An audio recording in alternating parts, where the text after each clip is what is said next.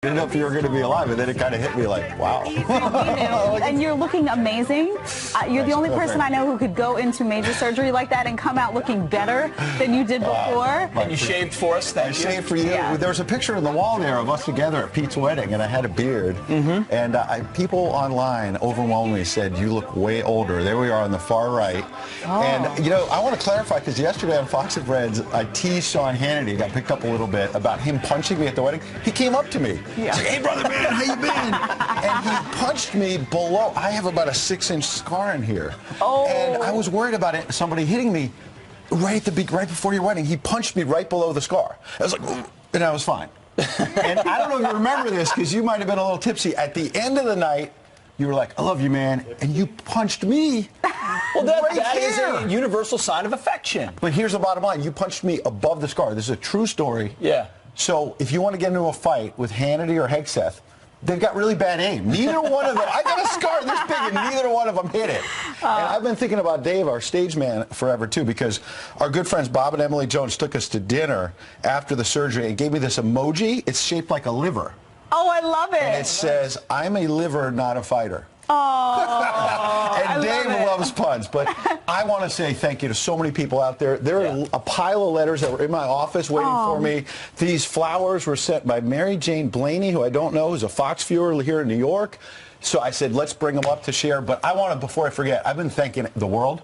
You two people, both of you, my friends, Jed and Pete, the morning that I announced it was so emotional, and the two of you were here for me I can't even begin to thank you, so I'm so happy to be back with you. It's awesome. We love you, Ed. We're so happy to have you back. And my sister Colleen, I forgot to mention. Yes, she's doing not making about me. She is doing fantastic. Excellent. We hope to have her in the future, you know, come in, talk about it, but I want to let her focus on getting better, and she is getting better, thanks in large part to two wonderful surgeons, one for me, one for her. You see us there right before the surgery, but also because, honestly, because of the prayers and support.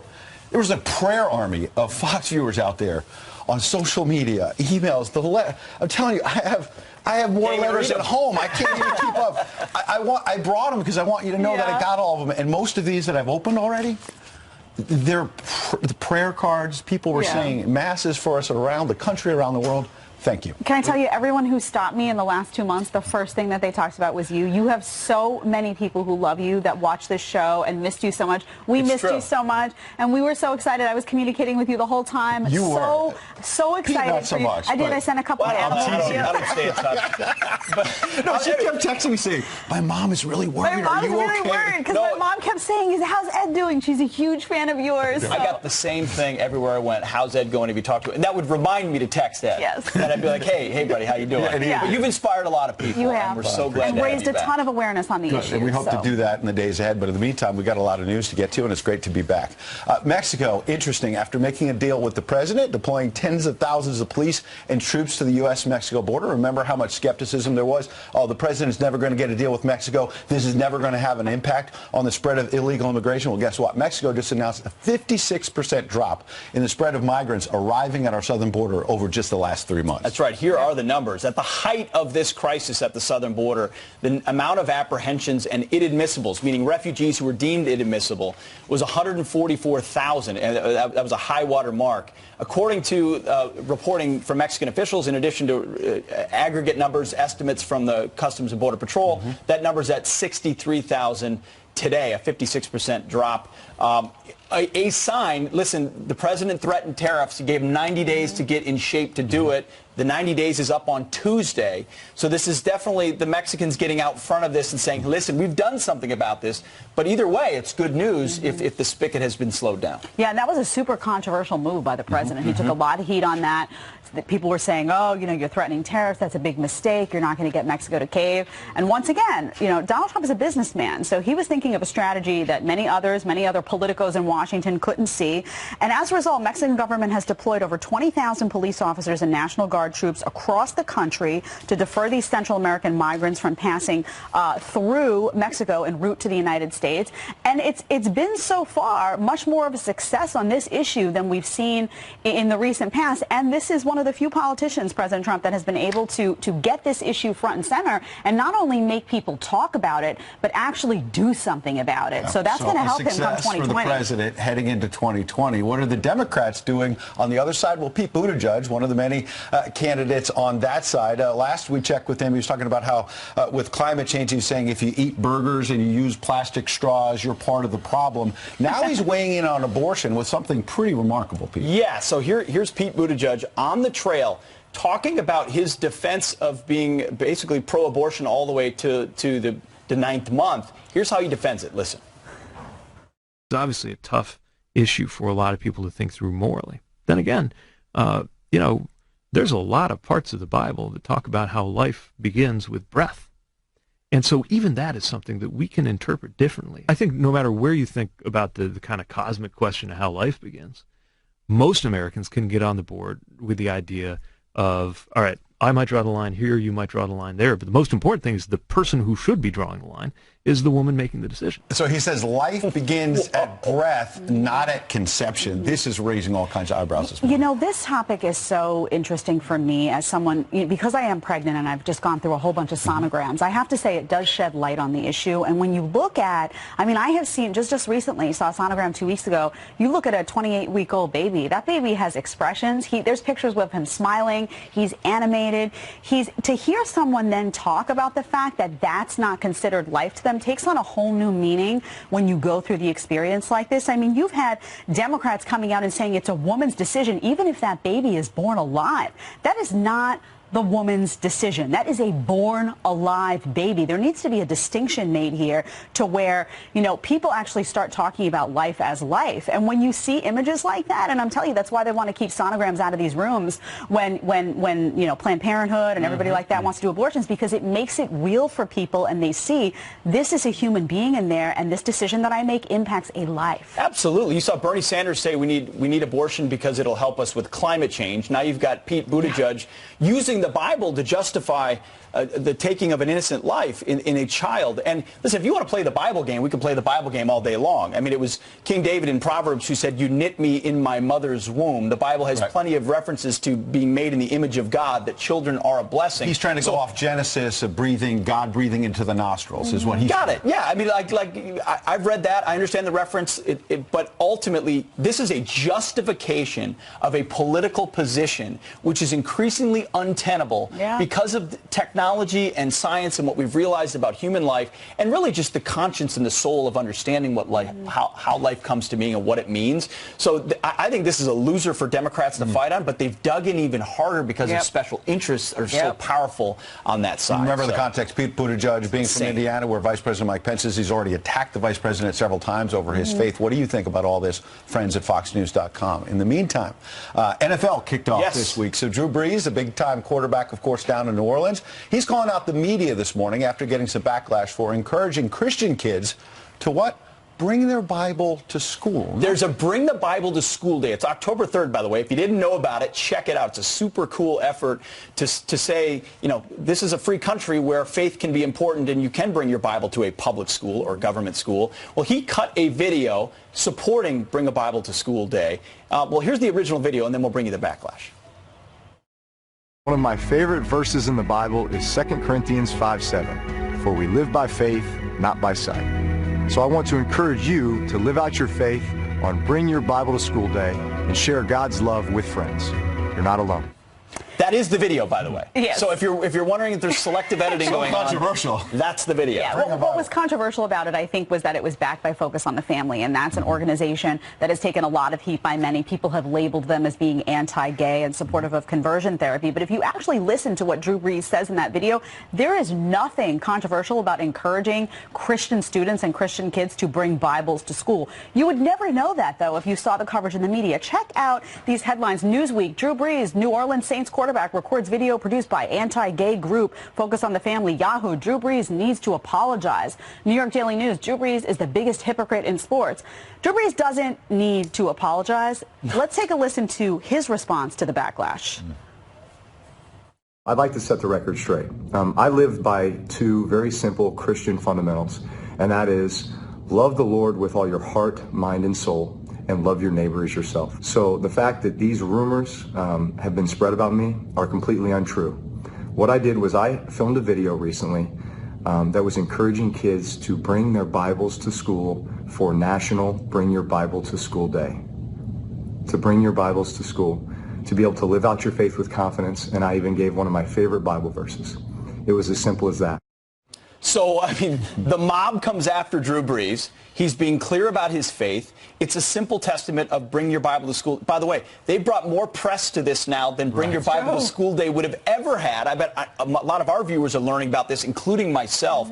What they do is they go after focus on the family, just like they do any group that's had certain stances over time. I know folks that work at Focus on the Family. It's a great organization. You don't have to agree with everything they do to believe that they bring goodness to the conversation. He probably wasn't fully aware of everything they've ever stood for, so he gets the backlash. And good on him for being clear about his views and ultimately representing that town really well. Stands, regardless of the group, and said, love thy neighbor, gay, straight, whatever. Drew Brees is practicing that Christian And you faith. can be an LGBTQ advocate. I'm somebody who's very supportive of that community and still have no problem with what he said and hate that Christians get belittled for their beliefs and their opinions, and that he can't put a video out like that without having to constantly come back and defend himself and explain himself. That is not a world that we want to live in. You know, I'm a Minnesota Vikings fan, but I can love Drew Brees this morning. Good for him. Friends at FoxNews.com. What do you think about that guy? We're going to turn to some headlines for you now, beginning with a Fox News alert. We now know the name of an Army paratrooper killed in a Taliban suicide bombing. Sergeant First Class Ellis Barreto Ortiz died in the blast near the U.S. Embassy in Kabul, Afghanistan on Thursday. It was the second deadly attack in Afghanistan this week as the U.S. works to finalize a peace deal with the Taliban. And Hurricane Dorian now heading out to sea after leaving catastrophic flooding in North Carolina. The Category 1 storm making landfall on the state's outer banks. Wind gusting over 100 miles per hour and dumping nearly 14 inches of rain in some areas. The Coast Guard using helicopters to deliver food and supplies to the hundreds stranded. At least 43 deaths are now being blamed on Dorian in the Bahamas, with more than 6,000 people still missing. Kim Kardashian is praising Energy Secretary Rick Perry for visiting a contaminated rocket test site in California. The reality star tweeting, "I'm pleased to hear Secretary Perry is the first Department of Energy Secretary to visit the Santa Susana field site. I know our community looks forward to progress on this important issue. The area suffered a partial nuclear meltdown in 1959. The Energy Department was supposed to clean up the facility by 2017. And those are your headlines. Man, when Kim Kardashian weighs in, that's a whole other level. She's getting very I didn't think on my involved. first day back we were talking about Rick Perry and Kim Kardashian. That's pretty cool. Kim Kardashian's gotten very involved and very much an activist lately. She's really making moves. Pete's got a thought on there. He's thinking about it. I didn't even. He's I ruminating. learn things every day on this show. I didn't Absolutely know do. about that. All right. We also have some sad news this morning. Those shocking new details about the crash that killed rising country star Kylie Ray Harris. Her possible role in the crash, her history with alcohol, and the chilling family connection with a first responder. That is all coming up. Now city council leaders are pushing back with an open letter to residents claiming the White House and conservative media somehow got it all wrong, writing in part, quote, "These individuals and organizations should be ashamed for spreading false information seeking to establish baseless, illogical, and xenophobic connections between a person's failure to obtain legal status and their propensity to commit a sex crime." Here to react is the president of the National Border Patrol Council, Brandon Judd. Brandon, welcome as always. And tell us what is the real story here? What is actually going on in this county? Well, what you see is you have too many sanctuary policies in this county that shield those people that are here in the country illegally to the detriment of innocent children, in fact. And then they turn around when spotlight is shown on this important issue. They turn around and they start throwing out names instead of presenting facts. When you don't have the facts on your side, all you do is call somebody a racist or a xenophobe, rather than acknowledging, looking for solutions, and dealing with the issue in order to keep your constituents safe in that county. And frankly, it's disgusting to see that people will call evil good and good evil rather than trying to find solutions to a very important problem to ensure that 15-year-old girls are no longer raped in that county. That's crazy. They're coming out, though, and outright saying this stuff isn't true. The idea that we harbor dangerous illegal immigrants is simply untrue. Is there any basis for that claim that they're making?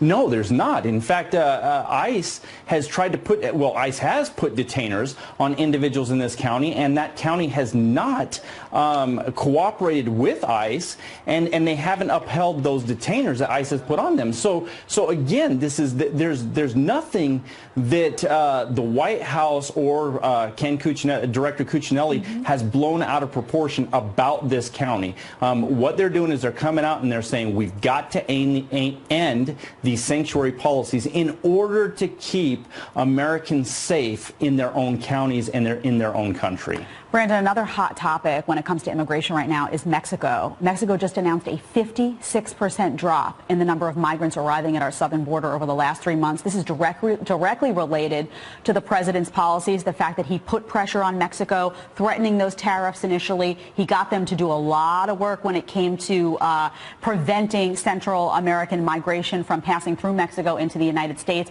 Will the president get credit for this? He's going to get credit in certain places, and obviously he's not going to get credit in other places. You would think that all media would be reporting on this astronomical drop that we've seen on the southwest border. As somebody who puts on a uniform and goes out and patrols the border, I am thankful for the efforts of Mexico, but frankly, we would not have those efforts if it wasn't for the president putting the requisite pressure on Mexico. In 22 years of patrolling the border, I have never seen Mexico act like a true border security partner until President Trump put the pressure on them. And now they're actually stepping to the plate and they're doing what they need to do. Brandon, thanks so much for being here. Obviously going to be a key issue as we head into 2020. Thanks so much. Thank you, Jed. A bold statement by a former controversial ESPN host. It's time for black athletes to leave white colleges. Is this racist? We're going to debate it coming up next. And host Jemele Hill back in the spotlight with a new op-ed where she argues, quote, it's time for black athletes to leave white colleges. She writes, quote, if promising black student athletes chose to attend historically black colleges and universities in greater numbers, they would bring some welcome attention and money to beleaguered black colleges, which invested in black people when there was no athletic profit to reap. More revolutionarily, perhaps they could disrupt the reign of an amateur sports system that uses the labor of black folks to make white folks rich. Well, some critics calling that op-ed pro-segregation and even progressive racism. So who's right? Here to debate, Democratic strategist Jason Nichols and radio talk show host Kathy Barnett. Good morning to both of you. Good morning. Good morning, Ed. Jason, how is this not segregation? Well, again, if we have the conversation on the level, if you read the op-ed, she never at any point does she say that all black athletes should leave white colleges. That's never what she said. She says 10, she didn't say all. Pardon me. You're changing the debate. Pardon me. No, I'm not. We're not saying she said all, but she's encouraging black athletes. Not all of them, but some of them leave white colleges. I thought this was a free country. You could go wherever you want, right? Sure, and she's saying that they should consider it so that other schools can reap in some of the benefits. We know that University of Alabama got $174 million in revenue that comes from the labor of these black athletes, and perhaps they should consider going to schools that will use that revenue to better the lives of black people, and that's all she's saying. Okay, Kathy, I want to give you a chance. Go ahead. Yeah, essentially what's happening with predominantly black universities is what we call market conditions. And if perhaps black universities spent more time making themselves more marketable, then maybe that would bring in or attract these particular high-rated athletes. What Jemele Hill is advocating, it is a progressive form of the word segregation. What she's asking black athletes to do is two things. One, to be willing to fall on the sword by isolating themselves based on the color of their skin, and two, to work against their own best interests. Even in her article, she delineates about 5 different reasons why it is overwhelmingly advantageous for black athletes to go to predominantly white schools. But her logic is that black athletes should consider falling on the sword, taking one for the team, for the collective good of the whole, a very socialist mindset. Right. So, Jason, let's get at that. I've got nothing against historically black colleges. If a black athlete on his or her own says, I want to go to a historically black college, more power to you. But doesn't it help a black athlete to go to the University of Alabama, for example, if you want to play football and play for Nick Saban, who's the best of the best? Aren't you pulling them back from having great opportunity? No, Ed, because as she delineates in the article, 80% of black judges, 50% of black attorneys, and other black professionals come out of HBCUs. 95% of those kids, even the ones that go to the University of Alabama, are not going to make it to the NFL. They're going to get a nurturing environment at many HBCUs, and that's going to give them a lot of the opportunities that they will see later in life. I teach at a university, and most of those athletes do not make it as professionals, and even the ones who do have a 3-year career, and then it's all over. Kathy? So going to an HBCU could be a good decision. Let's give Kathy the final word. You know what Jamila Hill and many others do not seem to understand is that I am more than just the color of my skin, and apparently these particular black athletes feel the exact same way. It's more to them than just the color of their skin. But if you're a racist, all you see is the color of my skin, which is some of the things we see from Ms. Hill with her very hate-filled comments and being very preoccupied with the color of people's skin. Okay. Kathy, she has obviously, Jamel has defended her comments. She's been against the president on some things, been in the middle of a lot of controversies. I bet this article is going to get a lot of attention. Kathy, Jason, appreciate you both coming in to weigh in on it. Thank you. An 8-year-old boy attacked by a mountain lion.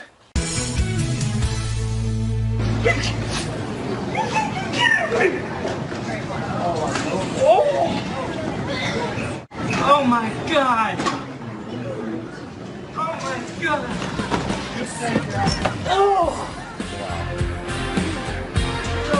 It is your shot of the morning. A long-distance couple going viral for this emotional reunion. Nick and Gabby met earlier this year at a National Down Syndrome Society conference, but were devastated when they had to leave each other. Their moms organized the surprise reunion in Nick's hometown of Canton, Ohio. They are already planning to meet up again next week. So they're getting together quickly. That is very sweet. I love reunions. Like pure joy. Pure love, man. That's romance for you. I love it. Sweet on weddings. Yes, that is true. We got to celebrate Pete's wedding. We did get to celebrate Pete's wedding. We're not starting there, though. Yes, and a new survey reveals the top first dance wedding songs. Here's a look at how they have changed over the years. There's been quite a change, actually. If you look at the baby boomers, 10.9% chose Unchained Melody by the Righteous Brothers. Also 10.9% The Way You Look Tonight by Frank Sinatra, and 8.4% At Last by Etta James. And Generation X jumps in. A little overlap there. 7.3% say Unchained Melody by the Righteous Brothers. 5.5% At Last by Etta James. So you see it coming down on both those songs. 5.2% I Don't Want to Miss a Thing by Aerosmith. That was a big one. There it is. Of course. I knew Pete might do Great that. song. I set him up. Millennials say, which one is this? Is this That's Unchained Melody. That's okay. That's what I thought. We'll keep that rolling as we go through what the millennials like, which is not this song. 7% say All of Me by John Legend. I Don't Want to Miss a Thing by Aerosmith, still there. And Amazed by Lone Star, almost 5%. I don't even know that one. All great songs, but we wanted to share with you what our picks were for our wedding. So I chose not that song, That's All of Me. That's the top one for millennials. That's the top one for millennials. But I chose a song called Keeper of the Stars by Tracy Byrd. I'm not a big country girl, but my husband went to school in Texas and got really into country, and the lyrics to this song, I'm telling you people, if you're planning your weddings, look at Keeper of the Stars. It's so romantic. Here's our wedding, one of our wedding pictures. Where is that? That's at Oheka Castle. We got married in Long Island. I had a real Cinderella winter wedding. Whoa, it looks like it. I thought that's real snow falling. Is it really? Yeah, we were outside in the snow. Our photographer went out there and shot us in the snow, and I always said, oh, I'm going to get married in combat boots and jeans, and I wound up in a big lace dress walking down the aisle like Cinderella in a castle, so you never know. But that song touched my heart. That's great. Well, Shirley, I Can't Help Falling in Love by Elvis, because we got married at the Wynn in Las Vegas, and I thought we might play it. It's a beautiful song. Beautiful. The colors are beautiful. The flowers are great. Oh, how beautiful. I don't know why I'm looking down. Because you don't want to fall on all those flower petals. I'm not falling. Oh, that's beautiful, But it's a Ed. wonderful song. Falling. That's a classic. It is a classic. It's a classic. It's Can't go really wrong there. classic. And then I got married, what, 3 weeks ago? Newlywed, maybe. You guys are both there. So honored to have you there. And the song we chose was Belief by Gavin DeGraw, friend of the show. And this song, Belief, had significance for me for a long time. But Jen and I embraced it, and there we were. You guys are somewhere on the sides there, tuning in. But we had, as you know, we had all our kids there, blended family. I have 3, she has 3. So we switched quickly to Can't Stop the Feeling by Justin Timberlake. I was wondering why, because when we were preparing the notes, I was like, wait, Pete picked Justin Timberlake? I want to do the segment just for that. No, I wish we had a video, because we really got after it. You can see Boone in the bottom right there. He is getting after it. So we brought the kids in halfway through the song, so as a family we could dance together. Oh, you gotta let the nuggets break it down too. Totally. That's what I loved about your wedding too, because the kids were such a big part of it. Absolutely. That it was like family, fun, amazing. It was an honor to have you both there. Yeah, It was a we fun had a night. We just wanted to throw a big old party. The kids had a great time. 3 amazing wedding songs, 3 beautiful. I'm in such a happy mood now. Wedding photos make me happy. I'm not gonna lie. Yeah, and tell us yours. Friends at FoxNews.com. Tell us what your wedding song was, and if you have any fun photos to send. Especially if it's off the beaten path a little bit. Yeah, something unique, something different. Send us a photo. Give us your song. Maybe we'll get to it. Sounds great. We're going to turn to some headlines for you now. Threats of blacklisting and boycotts. Will and Grace stars backtracking after demanding Trump's Hollywood donors be named publicly. Now reports are surfacing of small businesses facing the same threat in their own hometowns. What's behind this rise that's being called modern-day McCarthyism? Here to react is our good friend, Fox News contributor Rachel Campos-Duffy. And congratulations on the new book. Thank you. Which we will get to quickly. We will get to. I promise, because it deserves the time. But this idea of blacklisting, whether it's Hollywood elites taken to Twitter or even, Facebook posts in certain towns, Pittsburgh and Miami and elsewhere, saying, we want lists of Trump supporters. It's insane, and it's really a sign of the hypocrisy on the left. They claim to be tolerant. We've allowed them to kind of take that mantle and that label. We got to take it back. There's nothing tolerant about this. People should be able to have make a living, work in Hollywood, have a restaurant, have a bookstore. But I saw this a lot in 2016. I saw small business owners, even in Wisconsin and even in a district like mine that was very much voted for Donald Trump, where people who had, Hillary signs felt perfectly comfortable putting them in front of their business, and yet there was this shaming that was going on, and people were afraid to put Trump signs in their windows. Or I had a lot of suburban moms that were saying, I'm voting for Trump, and they were whispering it. That shaming, we gotta stop it. Well, I saw it firsthand at the so nice Minnesota State Fair, where people were whispering, or they were coming up to me, confronting me, and saying, you're a racist. Or what is this instinct on the left to shame?